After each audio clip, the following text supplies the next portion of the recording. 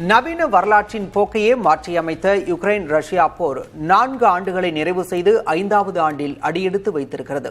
2022 பிப்ரவரி 24 அன்று தொடங்கிய ரஷ்யாவின் சிறப்பு ராணுவ நடவடிக்கை தற்போது உலகளாவிய அமைதிக்கான பெரும் சவாலாக மாறியிருக்கிறது.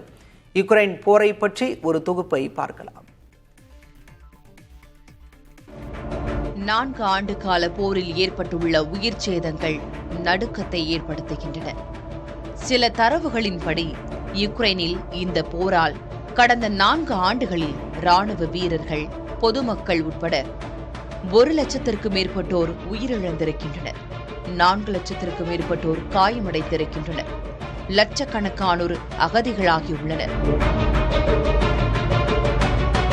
கடந்த 4 ஆண்டுகளில் யுக்ரைன் மீது ரஷ்யா சுமார் 10,000க்கும் மேற்பட்ட ஏவுகணை தாக்குதல்களையும் 15,000க்கும் அதிகமான ட்ரோன் தாக்குதல்களையும் நடத்தியுள்ளது.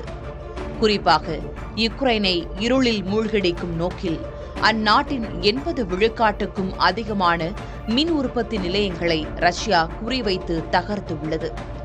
இதனால் உறைபனி குளிரில் மக்கள் மின்சாரம் மற்றும் குடிநீரின்றி தவிக்கும் சூழல் உருவானது. பீரங்கிகளுடன் தொடங்கிய இந்த போர் 2026இல் செயற்கை நுண்ணறிவு மற்றும் ட்ரோன் போராக உருவெடுத்துள்ளது.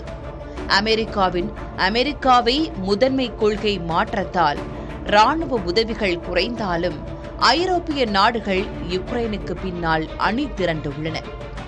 கிரீமியா மற்றும் டான்பாஸ் பகுதிகளை மீட்காமல் அமைதி பேச்சுவார்த்தைக்கு இடமில்லை என யுக்ரைன் உறுதியாக உள்ளது. பல தசாப்தங்களுக்கு உலக அரசியலை மாற்றியமைக்கப் போகும் இந்த போர் எப்போது முடிவுக்கு வரும் என்பது இன்றும் விடை தெரியாத கேள்வியாகவே தொடர்கிறது.